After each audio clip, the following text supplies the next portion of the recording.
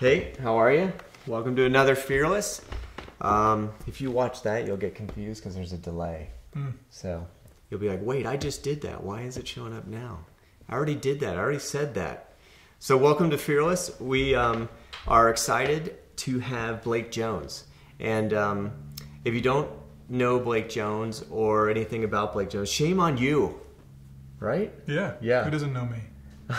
Apparently not everyone, but it's troubling. And the things that you may or may not know about Blake is he is the co-founder. And how else do you put it? Co-founder, president, but what's an employee owner, a co-owner? Employee owner, I think, is the important probably title, and of Namaste Solar. So we have a lot to talk about with solar because Blake knows a lot about solar, is incredibly successful in that area, and then on top of that, he is bringing democracy into the corporate world, and it's a very different philosophy. And I think it's going to be interesting to explore why he thinks the way he does, and maybe why it's working so well, and perhaps why it is that we're blind to the fact that democracy hasn't penetrated our corporate structures. So we can talk about all that stuff. My favorite subject. Welcome to the show. Welcome to the show. So let's start off. You're a little boy, and I still act like a little boy. You got a very youthful look. Yeah. And you're going through life. Were you drawn to this idea of solar or energy? Was there a moment where something clicked for you? Not when I was a little boy. I definitely had my head up my butt for most of my my younger life. That's a good way to start. When I graduated college with a civil engineering degree, I had read this book called The Prize by Daniel Yergin. It's a really neat history of the oil and gas industry. And that changed my life. After reading that book, and if you don't want to read the book, I think there's a PBS series where you can. We have a lot of viewers that read. Yeah, I've noticed. So we can read the book. Right. And so, how long ago was that when you read The Prize? That was college. So I'm maybe 15 years ago. Okay. Yep. And so I read that book, and inspired by that book, I went to work for Halliburton right out of college, and had a great time working in the oil and gas industry, mostly on offshore oil platforms and oil and gas refineries and things like that. Spent some time in the Middle East. I loved every minute of it. But as I matured, and I have an older brother who's been a very positive influence on me, he started asking, are you sure you want to be working for the oil and gas industry? There's so many disadvantages to our overdependence on fossil fuels and environmental problems. And what was he doing at the time that he felt he had the moral high ground to ask you I think he was going to Naropa. A lot of people at Naropa think they have the moral high ground. Okay. And he was studying environmental leadership. It got me thinking. And I was there in the oil industry seeing some things that I did not like. Let's spill a few things here, flare a bunch of stuff here. Particularly in the Middle East, I saw a lot of that stuff. Saw how, the overdependence that we've got on fossil fuels does not leave us many choices. Right. And that I think that's just a bad thing. But he helped to open my eyes to renewable energy, and renewable energy technologies were really coming up to speed at that time. And so I made a switch. It was a slow, gradual epiphany, but I became really passionate about renewable energy. I wanted to dedicate my life to implementing renewable energy technologies and having it replace, not entirely, but have it be so that we're not, all of our eggs aren't in the fossil fuel basket. We've got renewable energy. I think that's interesting and worth taking just a little time on, because there are people who I think feel uncomfortable with oil and gas, but their answers and their solutions are really dramatic. Whereas it sounds like your attitude is not that those things need to go away. No. It's just that it's not a good situation where we find ourselves so dependent and without an option. Exactly. And if we did find ourselves in need of an option, we've developed no other infrastructure. We're stuck. Yeah. The way I like to think of it is our energy portfolio is terribly imbalanced. We've got all of our eggs in one basket. And when you think about your retirement savings account, you don't want all your money in one sector or one company. You couldn't find a financial advisor who would suggest that. No. No, but there have been people who have invested that way, and they get hurt. They get really hurt. It just leaves you vulnerable. Yeah. So I think when you're aware of those risks and those vulnerabilities, which I think we're painfully aware of the risks and the vulnerabilities we have of being so dependent on fossil fuels. Right. It supports petro dictatorships. greenhouse gas emissions, a lot of big problems. We have to secure all these risky, volatile places throughout the world. You think we're painfully aware? As a larger culture, do you think we're... I think when George W. Bush admitted that we were addicted to oil, it started. And it's been happening more and more each year over the past couple of years. But I guess I'm painfully aware. Maybe I'm and a smaller group are painfully aware. But I think that the average American is much more aware of overdependence on fossil fuels and the disadvantages of it than we were even just 5 years ago. Absolutely, but there's a lot of work being done. It seems to me to try to make people feel like it's okay. Right. Yep. I think things like the oil spill in the Gulf, as tragic as that was, it did have a silver lining. It did change a lot of attitudes. I think, the war in Iraq, things like that, when oil prices shot up because of what was happening in Libya and other countries in the Middle East, I think that a lot of people paid a little bit more attention. That being said, as soon as those go away, we get right back to the hypnotic. Well, that's where I was going. Fine, gasoline prices are low. That's what I was going to. I was talking to a friend of mine who works a lot in automotive, and big trucks stop selling when gas prices hit $5, but they go right back to where they were the minute it drops to $3. Yep. And I guess that's just somewhat amazing. Like, how could we have such a short attention span and also not think that, the trend here is obviously higher. Yep.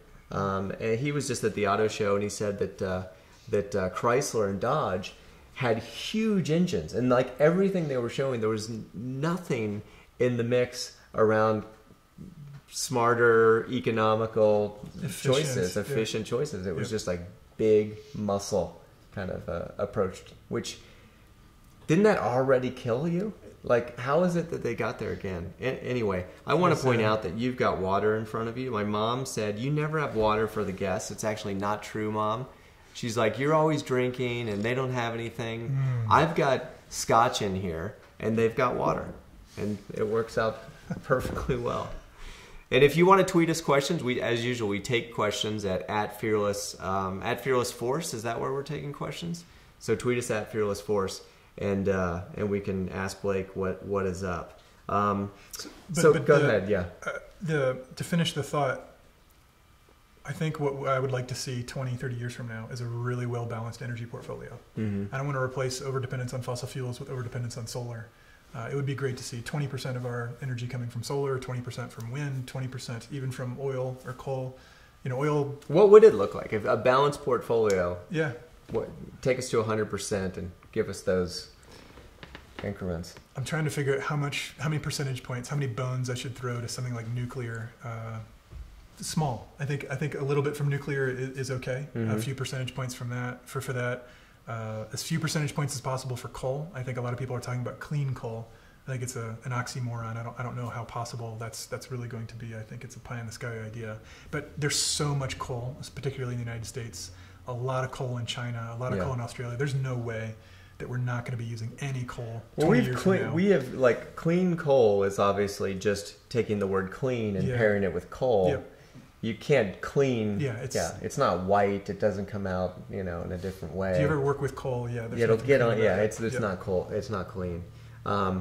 Scrubber technology has removed some of the toxins, and that has improved. CO2, which they try to fold into this notion of clean coal. There's nothing that's ever been done other than theoretical. Yep. Yeah, and the theories are scary. Yep. And how you make sequester CO2. It's still in R&D phase, and I can't believe how much hype and optimism there is about that in an R&D stage, whereas you've got renewable technologies like solar and wind clearly out of the R&D stage, but still needing some government and popular support in order to keep going. Right. But people would rather put their money on.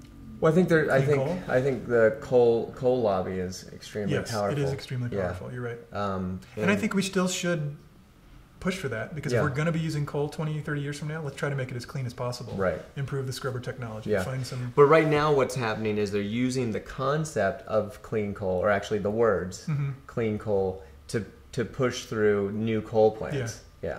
And that's what's wrong with I think that's one of the things that's most wrong about what's happening. And you're right about solar and wind still not having the momentum that they deserve, and not getting the funding that really oil and gas enjoy. People would be surprised to know that there are more subsidies that flow into these established industries that don't seem like they would need subsidies. I think than into what you're doing.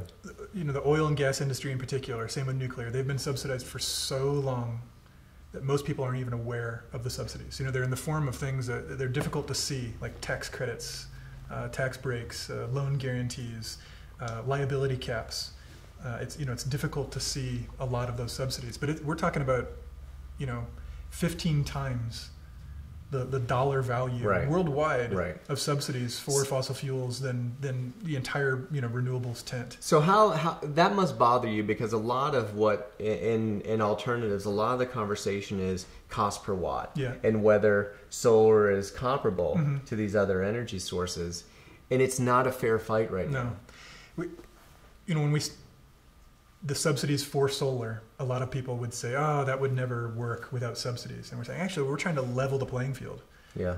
Conventional energy industries are so heavily subsidized. The only way that a nascent, a newborn or a relatively new technology is going to compete is if you level the playing field by providing subsidies for that too. So I think something that might most people might find interesting, let's remove all the subsidies for all forms of energy, and then really let them compete. I think solar and wind would do really well, but that's not possible. Those subsidies are so embedded in those conventional energy industries, and of course those powerful lobbies are they're not going to let go of those subsidies. So how many lobbyists does the solar industry have? Do you know? Not enough. We've got a national trade association, and there are other groups that are forming. But it's like David versus Goliath. There's 4 lobbyists per member of Congress that oil and coal. I did not know that. So both houses, each person has 4 people on them. Yeah, and you guys need more These lobbies. companies are making a ton of money. A ton of money. Yep. Yeah. Well, they can afford that. The other thing that's happened recently is the amount that they've spent on lobbying has gone up. I don't know if you're aware of that. I did not know that. So what you're competing against, I think, has gone up 2 or 3 times. It's getting more difficult. Yeah. So the interesting thing about subsidies is why do you subsidize something? Especially if you're a libertarian or you're fiscally conservative, you believe in free markets. Why subsidize anything at all? I think if you are going to subsidize something, it's because you deem it to be in the public good. There's job creation. Job creation, I think, is the sort of that's the big reason that people have been talking about lately. But the reason why we're subsidizing solar, different people have different reasons. Job creation, economic development benefits. They think this is going to be one of the biggest industries of the 21st century. We need to get on board, have the United States be a leader. Of course, there are environmental reasons, energy independence reasons, lots of different reasons. But the plan for subsidizing it is if we kickstart the industry and increase the production volumes, those mass production volumes as they go up are going to help harness economies of scale and bring the prices down. The same thing has happened when electricity was originally available. The same thing's happened with automobiles, cell phones, television, so many other technologies. The more you're producing, economies of scale bring those costs down. And so the idea was, let's subsidize it, kickstart it. After it gets bigger, after the momentum gets building, we can wean the industry off of those subsidies as prices continue to come down and eventually take that crutch away. Right. And then it can compete without any subsidies. What's happened with conventional energy industries is those subsidies stayed. They remained. What was the original purpose for it? What was the long-term game plan? Why are we still subsidizing it? With solar, at least we have a plan to take the crutch away. And what we found is it's going according to plan. Over the past 10 years, solar prices have plummeted. They've come down because the mass production volumes have shot up globally, all over the world. Even in the past just 3 years alone, the price of solar panels has come down by 50%.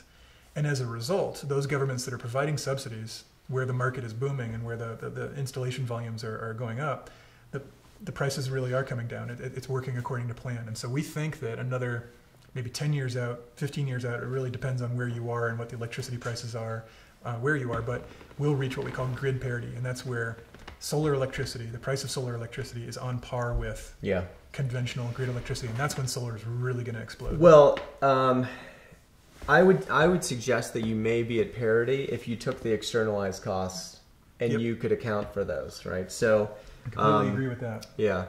It's just not going to happen. Well, some people are working on figuring out what those externalized costs are, and I think tragedies, like the recent nuclear tragedy, you can say, okay, we've got experience with the nuclear industry now, and it spans 30 years. There's been 3 major accidents. Let's do some accounting on that, and now the actual cost as you fold those in of nuclear energy. It is an actual cost of nuclear energy. It's not a cost of tragedies that never happen. They do happen, and they happen at this pace. Fold that in on coal in terms of environmental cleanup, cost of a hotter respiratory problems in urban areas, mercury in fish that we can't eat. I mean, coal is real pricey if you really could bring in those externalized costs. So, and you're right, there are a lot of people who have done studies to put dollar numbers, to put price tags to all those externalities, and those externalities are in addition to all the subsidies that are being provided. So if you were to have a broad enough perspective to consider the subsidies and the externalities, I agree with you. Solar. Have you had a solar meltdown where actually sections of Boulder became uninhabitable? No, we haven't had that happen yet. Okay. And you any concerns in that area? I was on doing an interview right after the oil spill, and they were asking, what are the benefits of solar? And I said, well, first of all, you can't spill it. Yeah. And it was great because the newsroom got, everybody was laughing at it.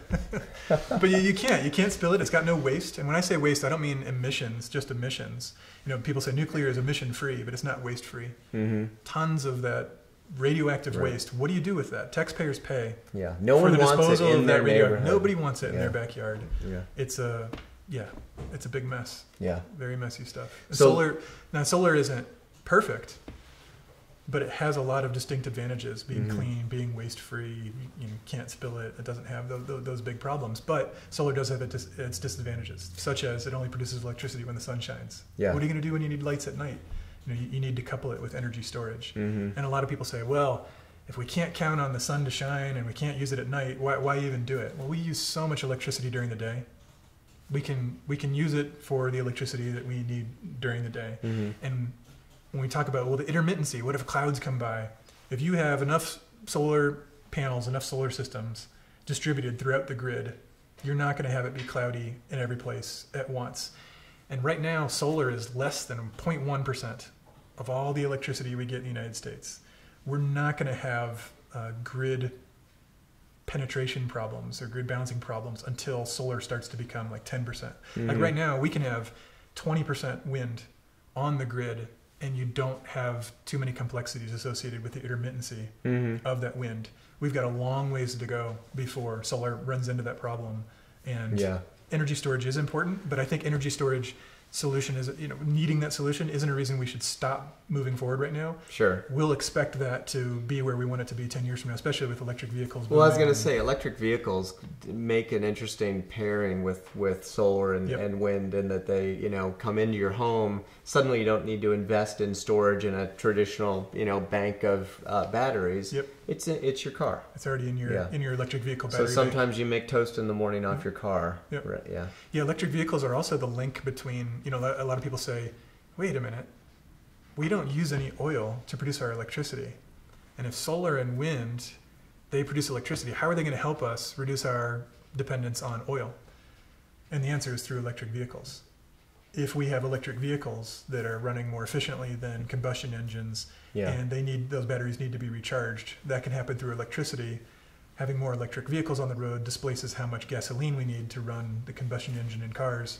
And but there are oil power plants.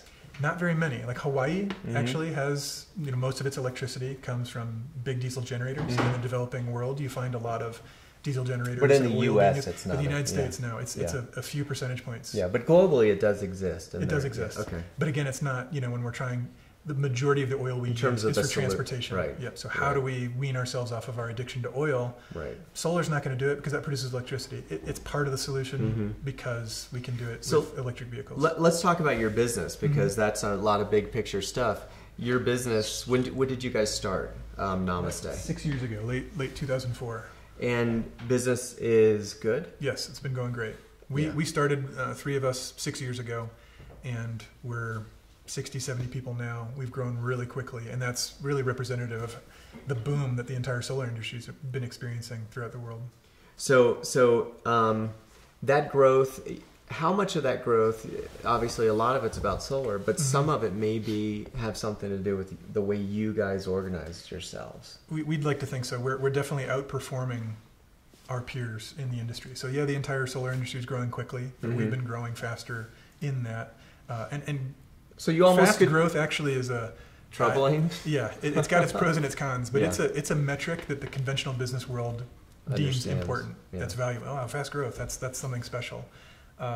For us, we actually didn't intend to grow that quickly, but our model has allowed us to be very successful, even from a conventional perspective. And when we get into it, so yeah, let's talk about, describe your model a little bit. I know when we were talking earlier, I said, "What's your title?" and you said you're like, yeah. And it's obviously you guys are not about titles, and you've created titles for the outside world to know a little bit about your role, but it's an extremely democratic structure, and I'd love you to talk about that. Yeah, there are four main First, where points. it came from, actually. That might be, like, how did it happen? Because you have to start early. It's not one of those things you can necessarily fold on to an existing. I think the three of us that founded the company had experiences at other companies that we learned how not to do it.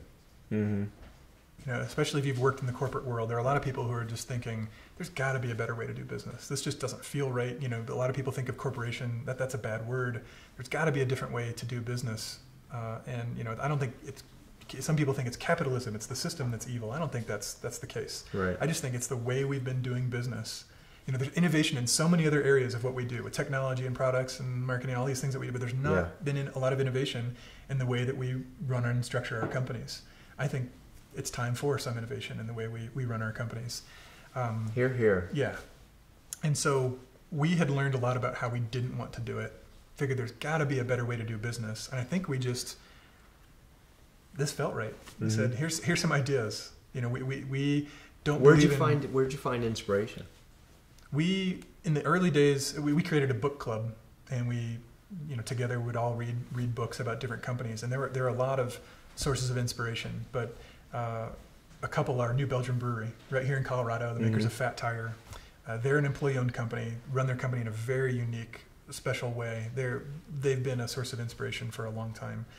Companies like Equal Exchange, they sell fair trade coffee and chocolate.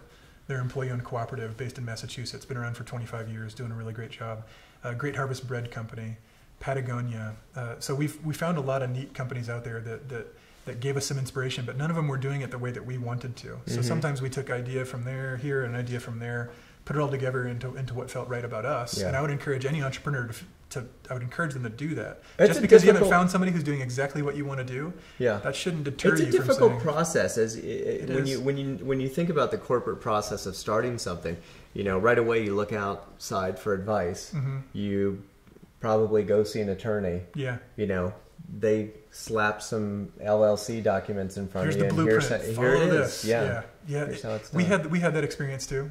Especially our first couple of attorneys that we would meet with. They wanted to kind of pigeonhole you into that blueprint that's so frequently used by all companies. Yeah. And when we talked to people, just to get advice, there were a lot of people who said, "That's a weird idea.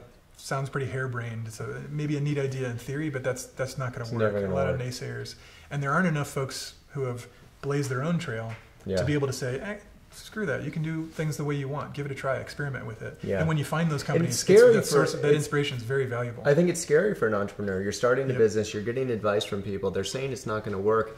And by not work, do you mean like I'm gonna go outside the law? I'm gonna find myself in dangerous waters, or do you mean it's just not going to make money, or like, what does it mean? And I don't like that argument. Well, if nobody's doing it, there must be a reason.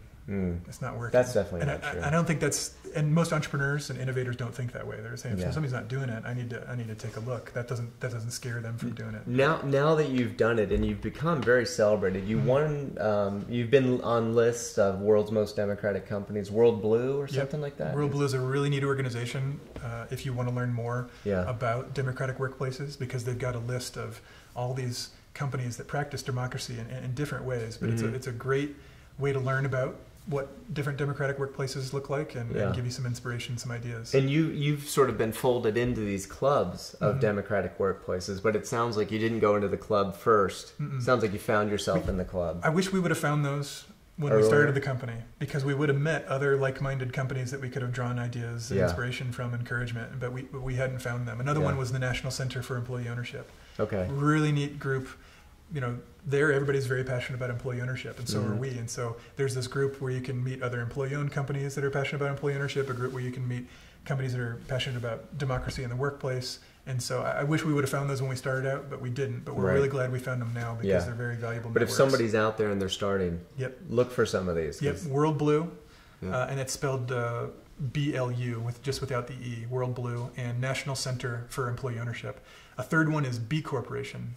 We became a B Corporation at the beginning of this year. Really neat idea, but the idea that companies exist to provide a return for stockholders. Right. I think that's got to change. Companies exist for more than that. Like our company, in our articles of incorporation, in the DNA of our company, we say that we exist to provide a return for all stakeholders, not just stockholders.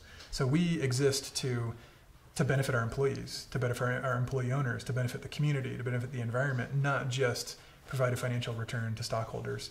And B Corporation, that's basically what they're all about, is companies that exist for more than just providing a return for stockholders. And they'll take a look at your practices and say, yeah, you're on track, here's where you need improvement. They actually grade you. So if you don't meet a certain threshold of practicing what you preach, of proclaiming you do this, well, do you do it, then you can't become a B Corporation. And then that score does give you the ability to benchmark yourself against your peers, to see where you have areas of improvement, you know, what you can do. So we got a really high score on B Corp, you know, in the B Corporation, the B score, and we were really happy about that. But there's still, of course, things that we can be doing. But B Corporation is a third organization for people to check out. It's really, really neat. Yeah. Did you ever read, because you're sort of alluding to this idea of capital having an unequal seat at the table? Yeah. And did you ever read Marjorie Kelly's book, Divine Right of Capital?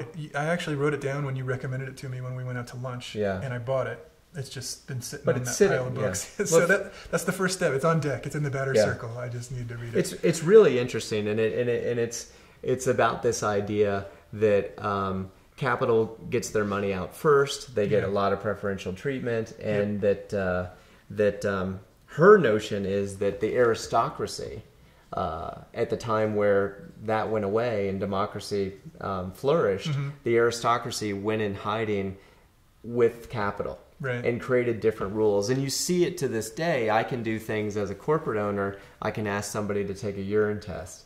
And in the world of democracy, you couldn't do that. Obama can't call up and say, Alex, I need you to pee in a jar. Right. But in the corporate world, you do have a little aristocracy. Yeah. Yeah. And command and control. A lot of people, the paradigm we want to present, we want to propagate, is that it's not at odds. That you know, people think if you do something that's going to be good for the environment, good for your employees, or you give back to the community, that it's going to cost you something. You're going to have to create an expense, you know, budget item for it. It's going to decrease from your bottom line. And actually, what we want to prove is, no, that'll actually make your investors more money. That'll increase your bottom line if you do those things. But in an employee-owned company, the likelihood of you making 1,000 times what your installer makes, I'm guessing, has gone down considerably. In our company, we have, you know, we're 60, 70 people, so we're still a small company. Yeah. But we've got a cap, 3-to-1. Nobody makes more than 3 times anybody else. Yeah. And I bet as we grow, GM has that same thing. Oh wait, no, they add a couple zeros. Yeah. But as we get bigger, I can see that going to 5-to-1 and 10-to-1 and so on and so forth. But that fits with maybe 1,000-to-1. No, it wouldn't. But you have, but at our company size, that works well. But it does. You know, it's ludicrous what some CEOs are making compared to the lowest paid employees in their companies. And it's a relatively recent change too. I mean, even if you go back 20, 30 years ago, it was nothing like that. Right. And again, it's another thing that we seem to be blind to. Yeah, it has changed a lot. And it's hurtful because, you know, you really don't want such a difference between the executives and the people that are working on the factory floor. I don't think it benefits anybody long term. So the way our company is structured, we got four main things. One is that we're democratically managed on a one person, one vote basis. We're an employee-owned cooperative. One person's voice isn't more important than anybody else's. It's a true democracy. Like in the United States, one person, one vote. Even if you're Bill Gates or you're Warren Buffett, you still only get one vote, regardless of how much money you have. Same thing with our company. No matter how much money you invest, you're still only going to have one vote. It works out. You have enormous really amount well of for us. like lobbying pressures that come in on top of that. Or? Well, we call it a meritocracy. Yeah. So if your idea has a lot of merit to it, it's going to gain democratic support. Or if you as a person have earned other people's confidence, trust, and respect, they're going to democratically empower you with more responsibility, with to represent them but it's based on merit. Yeah. It's not based on title. It's not based on in the old days. It's not something that has to be born with. It's something you're earned with. It's interesting that doesn't happen as much in companies. Because of the command and control structure. You're this person, you've got this title, whatever you say goes. There's not enough accountability. In a democratic workplace, there is. And in terms of things like salaries, is it transparent? Oh, it's transparent. That's the next one. So out of the four, democratic decision making, the second one is 100% transparency. There are no secrets in our company. Democracy shouldn't tolerate secrets, or some people having access to information or others. That's a way for those in power or with status to retain it, is say, I've got all the information, I'm going to withhold some information from you. But if we're having everybody be involved in decisions, we need them to know all the information, the pertinent information. And we think that even if your day-to-day role, you're an installer, you're installing solar panels on the roof, or you're a salesperson, why should those people need to know everything that's happening in the company? Well, we think that if you understand the big picture, then you'll better be able to do your job, your day-to-day role, because you understand how it fits into the bigger puzzle piece of what the company's trying to do. So we share all information. All meetings are open. Anybody can come if they want. And a lot of people don't come to the meetings. It's just that reassurance of knowing I could if I wanted to. Right. That makes me feel safer. I know there's nothing going on there that they can't be hidden from me. They don't necessarily want to come to every meeting, but all the meetings are open. All the books are open, including salaries. So we all know each other's salaries. And if you're making more than somebody else, you should be able to justify that difference. And the democracy should be able to hold you accountable for it. So 100% transparency is the next thing. Shared ownership is the third one. So at our company, everyone has equal opportunity to purchase stock in the company.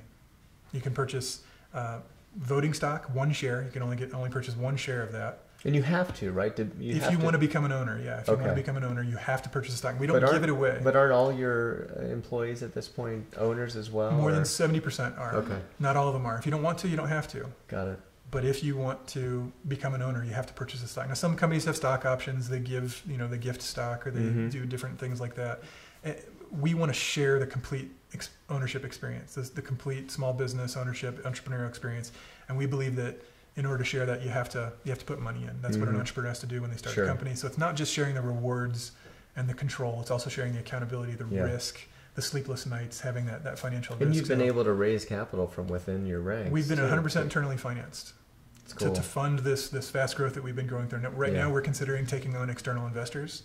But we've been 100% internally financed. That's a big deal. We can get to that one in a second. Yeah. But you can invest as much money as you want, and you'll get a proportional financial return on that, but you'll still only get one vote. So just like that Bill Gates, Warren Buffett analogy. In you get one vote. They're rich, they only got one vote. Yeah. Everybody only gets one vote in our company.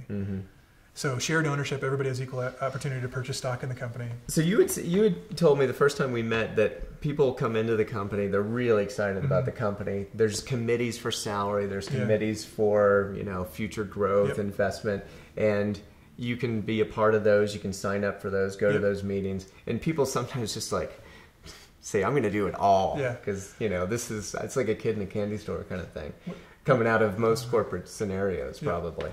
And then it kind of finds an equilibrium. I think a lot of folks, when they join the company, they're really excited. Yeah. And as I go into college, and there are all these extracurricular activities and all these different clubs, and you kind of join them all, and then you figure out which ones you like and which ones are most important to you, and then you stay on those. Same things happen at our company.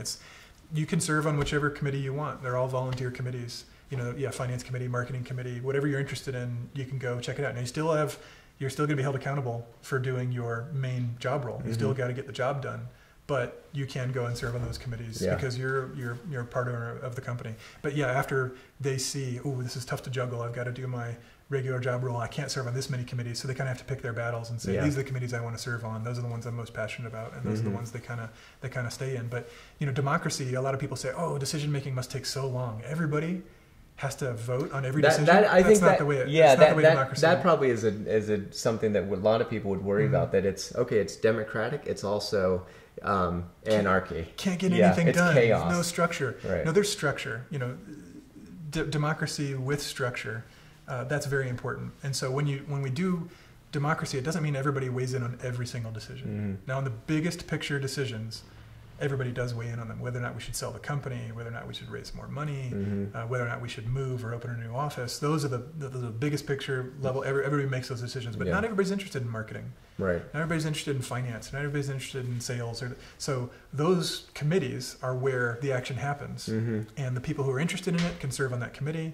They can deliberate, they can analyze, they can come up with suggestions. And oftentimes the group will democratically empower them to make a decision on behalf of the company.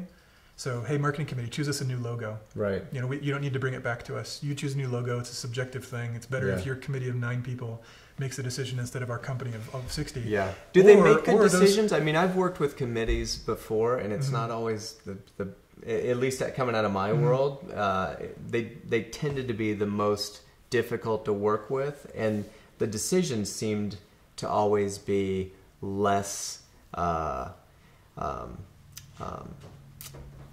You didn't like those decisions that were made. I think they sucked mostly. They weren't inspired, I guess. They were very watered down, rounded off kind of decisions. Do you think that you struggle with that at all? I think we make better decisions as a group.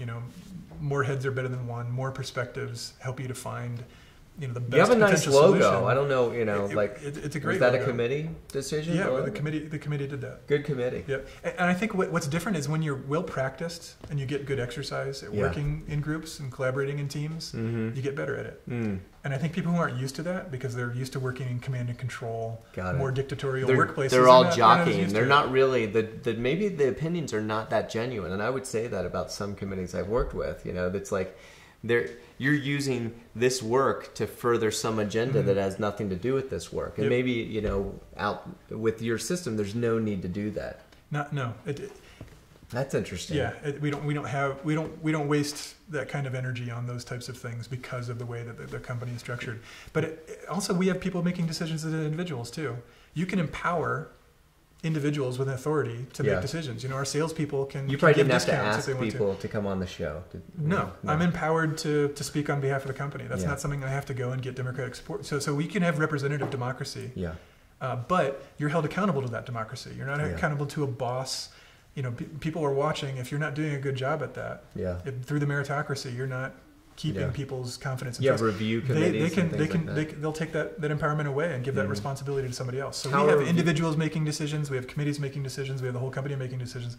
Where a decision falls, how it should be made, it depends on what it is, how big it is, whether or not it's new, or whether or not we're doing it every day. Like salespeople don't need to get the whole company's buy-in if they want to give discounts. There are certain guidelines whereby already been democratically approved, they can give those discounts if they want to. Democratically get rid of bad people? You must suffer from. Yep, it can be. I think it's easier. The bright side, when you're a dictator, it's easier to get rid of somebody who's bad, but it also means that you're vulnerable to that person just not liking them and getting rid of them for personal reasons. So when there's a group involved, there's more accountability. There's some protection for that individual. They're not going to be fired or let go for frivolous reasons. There's other people looking at this objectively, hopefully. But it means there's more due process, but you can still make it happen. Yeah. And you need that to happen. You've got to hold yourself and each other accountable in order for a company to run well, no matter what kind you are. And you probably find the community is trying to protect itself too. People know how special it's in everybody's best interest. Everybody in our company is thinking and acting like an owner in everything that they do. And that's an important part of it. That's another place where we get... You want to take some Twitter questions? Sure. This is one we talked about earlier. Can you explain consumer benefits of solar leases? That's one of the new things in solar. It is. So a big barrier to solar is that it's like buying 30 years worth of electricity with a one-time upfront cost. It doesn't require any fuel, doesn't require much maintenance, if any. It lasts for 30 years. There's no moving parts. There's not much that can go wrong with it. but you've got to come up with that money in the first place. And that was a big barrier until we started finding financing solutions, just like so many other industries have it. You know, when you buy a car, there's financing solutions. You can get a loan, you can get a lease. When you buy a sofa, a television, the exact same thing. And especially when you buy a house. Anything at that price point has some sort of financial vehicle. Yep.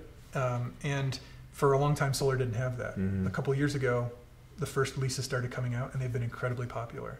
So instead of having to put down $20,000 to buy a solar system, now you can put zero money down and instead pay your lease payment, which tends to be cheaper than what you'd pay to the utility company, or at least the same as, and then you're locking that lease payment in for 10 years, 20 years, whatever the length of the lease is. And most people think electricity prices are going to go up over time, and then their lease payment stays the same. So leases are very popular. You're able to, in essence, lock in your utility bill. Yep. And that seems like a safe bet if you believe that prices are going to go up. If you believe, and most people you talk to, or at least we do, our customers, they're thinking electricity prices are probably going to go up. And they have historically, right? Yes, they have. What has been the sort of historic increase in utility prices? It depends on where you are. Like, for example, if you're in a place like California or New Jersey or New York, electricity prices have been going up very rapidly, sometimes double-digit percentages each year. In a place like Colorado, a little bit slower. Our electricity prices are cheaper, but still at least 3-5% per year. So, way more than inflation. Yeah. Yeah. So electricity prices, and most people think that's just going to go up. It's going to increase the steepness of that incline. I would be willing to bet, given the fact that all our energy sources are pretty finite, that we're not going to see any great drops in energy. I would agree with you. And another reason why leases are important is because there weren't any other financing mechanisms. It tended to be only people who had the money, richer people who could afford a solar system. Right. Now it opens solar up to a much broader demographic, because you don't need to have that upfront, zero money down, and your payments are going to be the same as or less than your utility bills. Now just about anybody can go solar. Anybody who could get a car could go solar at this point, I guess. Yep. If you can get someone to sign off on that lease, then you can get solar. Yep. I hadn't known that had occurred. That's very cool. Here's a pretty thoughtful question that came in from Agent J3000. Are your panels made in the U.S. or China? If the U.S., how's that even possible for you to compete with Chinese manufacturing? Yep, it's tough. Right now, more than 50% of all the solar panels manufactured in the world are manufactured in Taiwan or China. It didn't used to be that way. I think this has just happened in the past 3 or 4 years. The Chinese government, huge push of support for solar, and they're now starting to dominate manufacturing. But our panels, we have one American manufacturer, one Japanese manufacturer that actually manufactures their panels here in the U.S., and we're looking for a third one. And we're actually thinking about buying from a Chinese manufacturer, because the quality has proven itself to be good. They're developing a better and better track record for it, and their prices are much lower. And how will you evaluate that? Are you going to go to the factory, or are you going to ask them to become a B Corp? Like I think you want those tentacles of this thinking. You do. A lot of people think of China, and they're like, oh, that's bad labor standards, bad environmental standards. And it can be. And it can be. And we've been very cautious. We want to do our homework. So we're talking with a lot of folks who have been working with them, seeing what their installations look like and how their solar panels are performing. You go and you see their factory, you ask them about their environmental standards, you do your due diligence on them. But the Chinese they're coming on strong, and they're producing solar panels at a cheaper cost than most other companies. And the Chinese government has invested an enormous amount of money. Do you know what the numbers are? I don't. And it's not just solar; it's wind as well. Yeah, they're it's all alternatives. Yep. I think that it's something in the hundreds of billions over the next few years is what they plan to invest, and that's versus us to the tune of about $2 billion. Not enough. Yeah, not enough. If we want to be a leader in this, now is when the actions are being taken. Yeah. Being a leader in this. Do you worry about us losing the advantage? Big time. Yeah. I mean, we're seeing it happen. The majority of before the Chinese came along, it was most of the solar panels and solar equipment were manufactured in Japan and Germany and in the rest of Europe, because that's where all the solar action was happening. Yeah. Then China, the United States is still playing catch up. We're not so far behind that we can't catch up, but. And manufacturing is part of it, but I would imagine that the technological development and the R&D is a big part of it, and that's moving offshore as well. Yes, it is. So you're worried? Yeah, we're worried. Yeah. We can still catch up, but the United States is falling behind. And this is going to be one of the biggest industries of the 21st century. This is nothing but it's going to grow. There are huge potential opportunities here, and we don't want to miss out on that. Yeah. It's a little like a space race, right? Where I think that not enough people are thinking about why is it that the Chinese would invest so much, that the government would invest so much. I like to think about the term superpower, right? It's got power in it. And historically, those with energy access have been the global superpowers.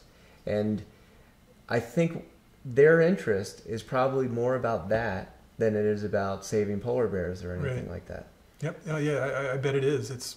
There's a purely financial, economic development reason for wanting to support renewable energy. Yeah. So our lack of interest in this area is in a way, it's not just giving away a technology. It's not just giving away an alternative energy. It could be the process through which we give away our leadership on the planet. Yeah. Okay, cool. Good talk. So another question that came in from the spicy cheese is, I love the handles. This will be good. Yeah. And I don't know how much you know about wind energy, but you know a lot about alternatives. Is wind energy cost effective in your mind? He suggests, or she suggests, that the windmills break a lot and cost a lot and are largely supplemented at this point. I don't know as much about wind as I do about solar. Yeah. But it's my understanding that, wind is cost effective. There's a lot of Chinese investment in wind. I haven't heard that same thing about how much it breaks down. It's got moving parts. That is a disadvantage. But I have not heard that it breaks down so much that's a problem. That's something to be concerned about. Hey, wind has been deployed, in so many different places successfully for such long periods of time that I also think wind's got a really good, well-established track record. Yeah. As does solar, but wind, even more gigawatts have been installed worldwide. Does it help you to think of and to describe to people the reality that all energy is solar energy? Yeah. Even oil is just it's just stored solar energy. Yeah. Yep. Does it help people? I mean, because solar can seem fringy, but it's like wind energy is solar energy. Yeah. It's created by the heating and cooling of our planet. Solar is obviously, direct radiation and, from the sun. Oil is old solar energy that's, been captured and stored. So solar photovoltaics, it's just more efficient for us to go straight to the source. Right. Yeah. No, but I think it's fun. It's a fun fact. Yeah. It doesn't necessarily But it doesn't sway do people anything. in Doesn't change debates. people's attitude. No. Yeah. But it's fun. There's something about you say solar, and I still think we think 70s, hippies, right? Marginalized, a little sliver of the solution. Not anymore. You see the venture capital that's pouring into the solar space. You see companies like BP, GE, the Sharp. Is BP still in business? Oh yeah. Yeah. Yeah. they're despite the spill, they're making so much money hand over fist. They might as well become a solar. They sell solar panels too. They got the they're logo a large for solar it. panel manufacturer. Yeah. They don't have any oil in their logo at all. It's all solar. But those companies are, they're manufacturing solar panels too. So this has gone mainstream, and it's just really gaining steam, gaining momentum. But it's gone mainstream. It's here to stay, and the rest of the world, the solar momentum is huge, and it's just whether or not the United States is going to be left behind, or whether or not it's going to catch up and play a leadership position. Here's a question for you from Brando Energy, NRG. What size was Namaste when it decided to move to a shared ownership model? We started off that way. So we've met a lot of companies like through the National Center for Employee Ownership that, they're you hear a lot of stories about companies a conventional model and then they want to switch. And I know that those are different kind of challenges. We started off that way. So it was easier, but the three of us that co-founded the company, we started off that way, and every person who came on, we pretty much have the same model that we did when we were smaller. Now we've had to evolve because we've gotten bigger, and the way we make decisions and the way we apply the democracy or the shared ownership is a little bit different, but the principles are exactly the same. Yeah. One of the things that when you talk about transparency of salary, it makes me giggle thinking about if salaries were transparent in the companies that like I've been part of. And most people can't imagine it. They're like, oh my God. No, I can totally imagine it. And the organization blows it apart. And it's not it's not so much the ratios. It's more something that occurs over a long history of hiring where at times the market value for people is higher in certain jobs, and at times it's lower. And you wind up getting these inequities as you staff, over a period of 10 years. And so people who the company would know are not as really valuable, but came in at a time when it was, peak buying season for those types of people. That's the stuff that I just think, wow, that would not work. Or maybe it would work. It would just you have to justify it. It would be a really interesting time for the company. I think the same thing happens with like squeaky wheels. You get some people who are just really good at self-advocacy and they're demanding, and they show you the other offers that they've got. Yeah. They get the higher salary. Nobody knows that that's going on. Right. But the boss saying, this is a squeaky wheel. Yeah. I can give them this raise. Nobody else is going to know about it. Shut them up because they're right. I don't want them to leave. Yeah. When it's all transparent, you have to justify those actions. Yeah. Yeah. So you must still have squeaky wheels though, but they just go to a committee. And how does that work? We have people who are in the democracy that are like me, loudmouths. We love to speak up. We love to engage in the democratic debates. You have other people who are more shy, and we've had to come up with different ways to make it so that the aggressive loudmouths don't just run the show. So we make sure that every voice is heard, even if it's a shy one that doesn't want to speak up in front of the group. Yeah. And you can do that by breaking into smaller groups. There are lots of different ways that you can have that happen. Do you find that with this process, you just talk about those shy ones, and they have really great things to say. Oh yeah. And often they're the smartest people in the room. Yet the dynamic, the corporate dynamic, doesn't really benefit those people, and it doesn't draw those people out. Do you find that you actually have a system that gets those opinions? Absolutely. Yep. And in a company like ours, we're designed to draw benefit. We call it distributed leadership from everyone in the organization, not just from the key people, and everybody else is not a key person. They're just there to support the key people. Yeah. In our company, the brilliant ideas, you don't know who it can come from next. Right.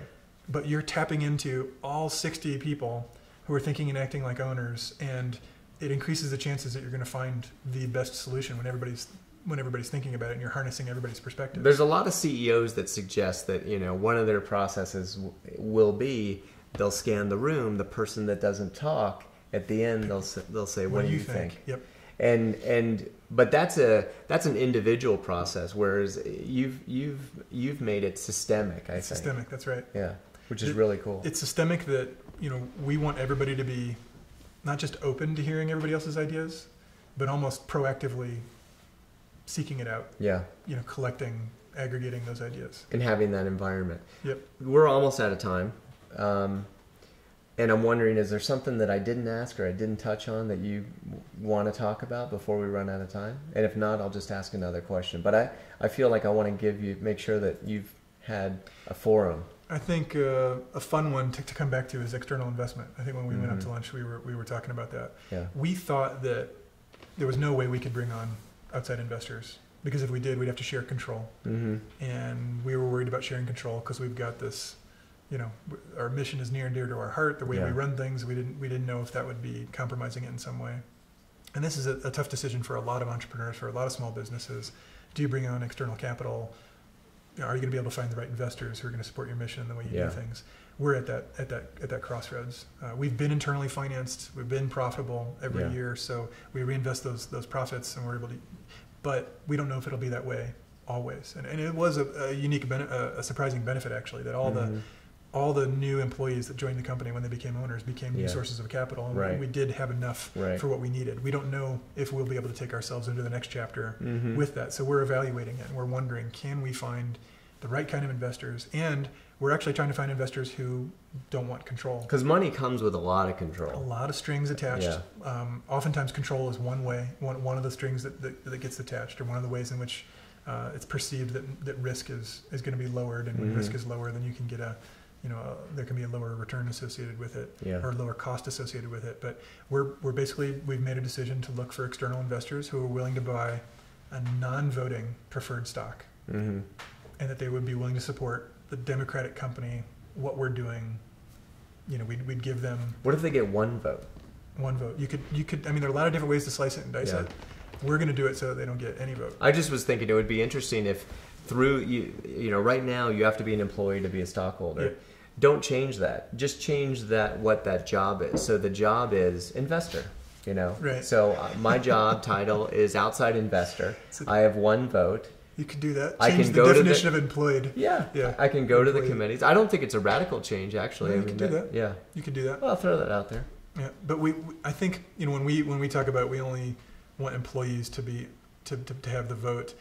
We want people who are in the ship with us on a day-to-day basis. But if don't somebody you think who's it would encourage experiencing it, though? things, it probably would encourage more involvement by the investor. And sometimes you can find those investors who want to get more involved, and it can end up being Because a win-win. since outside investors want a certain amount of control, Mhm. and that makes them feel more comfortable with their investment, wouldn't it be a certain amount of control to know that I could walk into the building anytime, know Yep. that I could go into any meeting, know that if I wanted to participate on the finance committee or the employment committee or et cetera, that I could do that?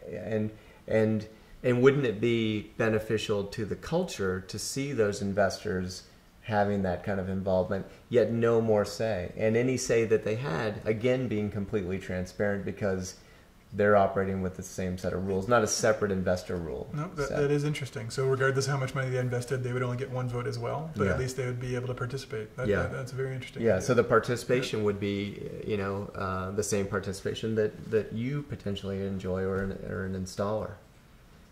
This has been really enlightening. Thanks for me, and I hope for you guys out there. This process of bringing democracy into corporations, I think, is really important and ongoing, and it's a bit of an experiment. You're an experiment that people, I think, can learn a lot from. They just like you borrowed pieces. Mhm. Maybe they don't take it all, but they could borrow this or that.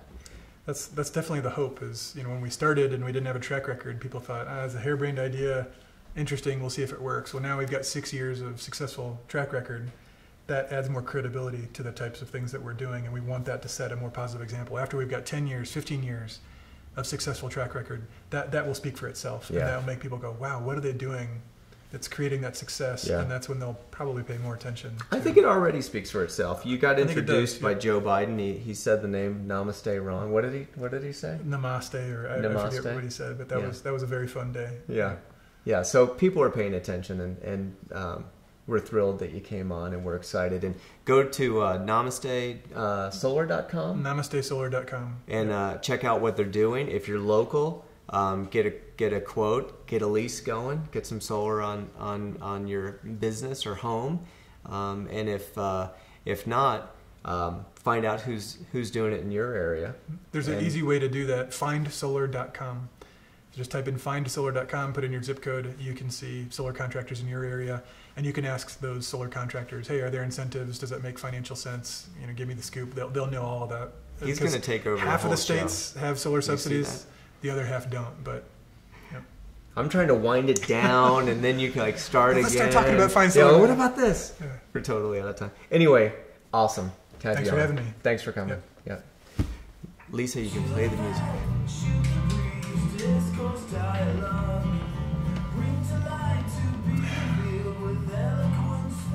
Did you get any